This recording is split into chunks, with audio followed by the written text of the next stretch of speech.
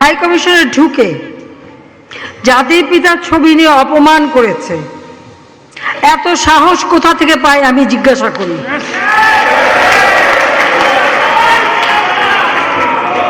আমি জানি না আমাদের হাই কমিশনার এখন কারা বসেছিল এবং তারা সেখানে কিছুই করতে পারলো না কেন, সেটাও বড় প্রশ্ন।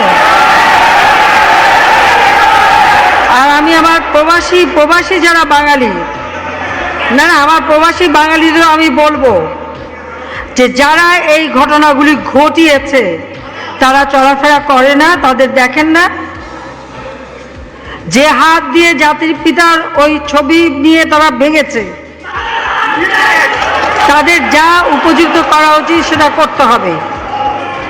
কারণ জাতির পিতার নাম মুছে ফেলার চেষ্টা করা হয়েছিল, তো তারিখ যেহেতু দূরের কথা, ওর বাপ তো চেষ্টা করেছিল এই নাম মুছতে, ওর বাপও চেষ্টা করেছে, মাও চেষ্টা করেছে। তারা কি পেয়েছে নাম মুছতে?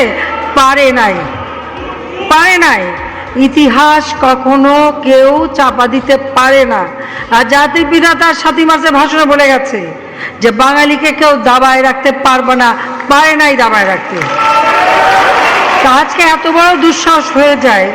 হ্যাঁ, আমি প্রধানমন্ত্রী এসে আমারটা যা করুক ওটা আপনি কিছু মনে করি না, কিন্তু তিনি আমাদের জাতির পিতা, যে আইন আছে সেখানে হাত দেবে এত সাহস কোত্থেকে পেল?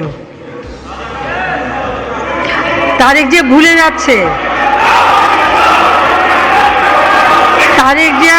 যাচ্ছে, যে তার মা দুর্নীতি করে জেলে গেছে,